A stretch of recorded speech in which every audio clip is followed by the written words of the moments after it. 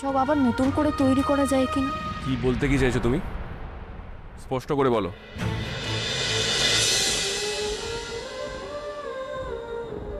আমি ফিল করেছি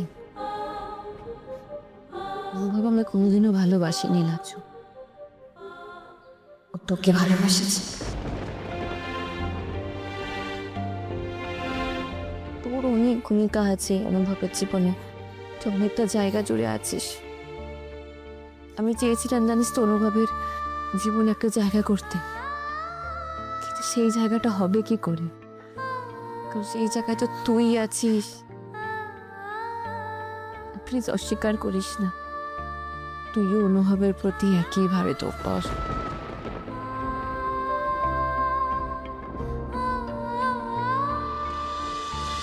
না না না, তোমার প্রতি আমার মনে যাই থাকুক, তুমি চিরকাল আমায় তো কেবল বন্ধুর মতো দেখে এসেছো। আমি বন্ধু হয়ে তোমার ঘর জোড়া দিতে পারবো না। মনোলতা দিদি তোমার থেকে ভালোবাসা পেলে ঠিক শুধরে যাবে, তোমাদের একটা সুন্দর সংসার হবে, তখন সবকিছু ঠিক করে দেবে। আমাকে এমন কিছু করতে হবে যাতে ওই লোকটা বনলতা দিদিকে একটু সময় দেয়, ওর ভালোবাসাটা এবার একটু বোঝে।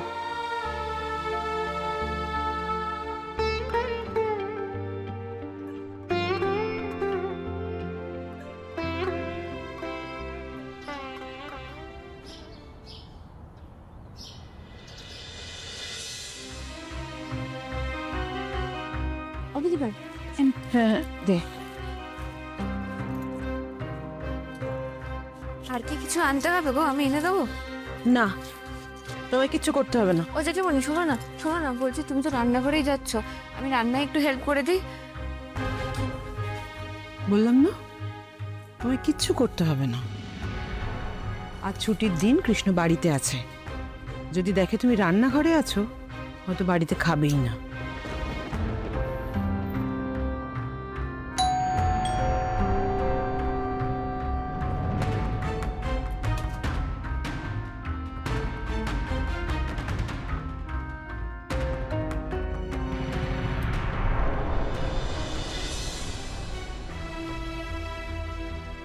রাজু,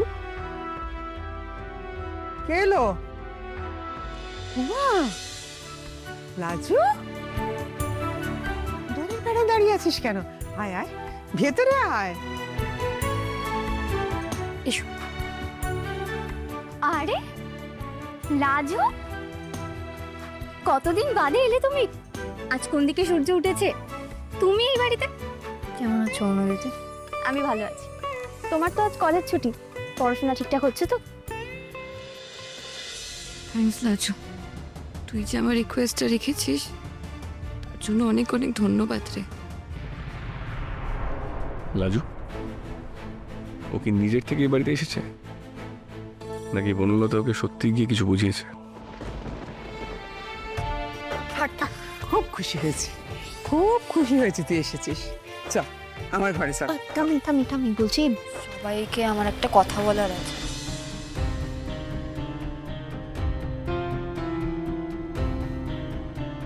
কাকা জ্যাঠা তারা কি বাড়িতে নেই? দাদা বৌদি তারা কোথায়? বাড়ির সকলের সঙ্গে তোমার কি কথা? সে একটা কথা আছে অনুদিদি, তুমি কি সবাইকে একটু দেখে দেবে? বাবা, তুমি তো কেমন যেন রহস্য করছো। বাবা ভেতরে আছে, আমি ডাকছি। আর জেঠুমনি বাজারে গেছে, বড়দা ভাই বৌদি ভাইয়ের বাপের বাড়ি গেছে, বৌদির মা অসুস্থ, তাই। আরে রাজু, কখন এলি? হ্যাঁ, খুব ভালো করেছিস। হ্যাঁ, আজকে ছুটির দিন, একেবারে খেয়ে দিয়ে যাবি, কেমন? শোনো না, আজকে বাজারে অসাধারণ মাছ পেয়েছি, খেয়ে যাবি কিন্তু। হ্যাঁ, আমি না চট করে ফ্রেশ হয়ে আসি, কেমন? এই না না, তুমি যেও না এখন। লাজু কিছু একটা বলবে, মানে বাড়ির সবার সামনেই বলবে, তুমি শুনে নাও। ও তাই? কি রে রাজু, কি কথা? হু লাজু, তাই ভাবি দাদা কেন তো হইচই করছে। কোথায় হয়েছি গুলো? ওর সঙ্গে কথা বলছি। কি রে, বল, চুপ করে রইলি কেন? কি বলবি বল। আমার তোমাদের কাছে একখানা আর্জি আছে।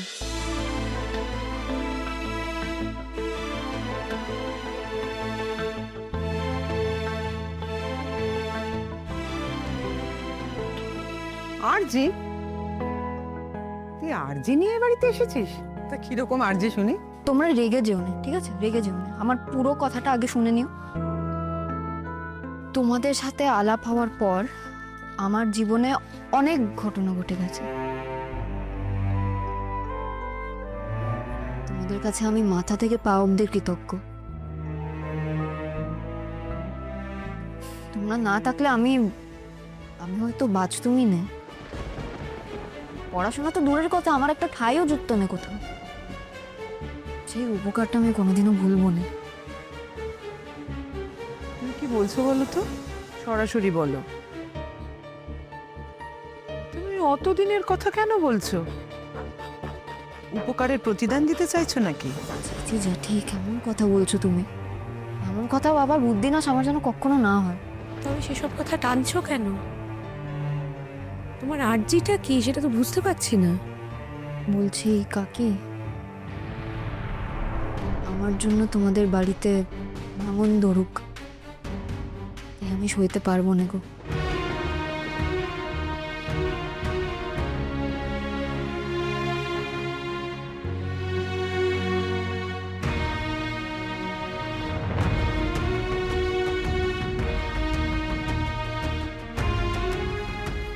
লাজু,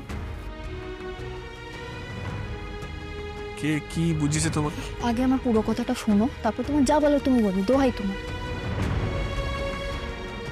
আমি জানি এই গত কয়েকদিনে তোমরা অনেক অস্থির হয়েছো। তোমরা আমাকে নিয়ে অনেক দুশ্চিন্তা করেছো, অনেক কিছু ভেবেছো, আর সব কিছুর পর তোমরা কারোর ওপর একটু রেগেও আছো।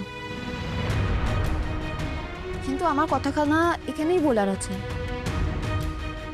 যা হয়েছে সে হয়ে গেছে। সে নিয়ে আর তোমরা কিছু মনে রেখো না। যা হয়েছে সেটা বরং আমরা সবাই পেছনে রেখে এগিয়ে যাই, তাই ভালো হবে।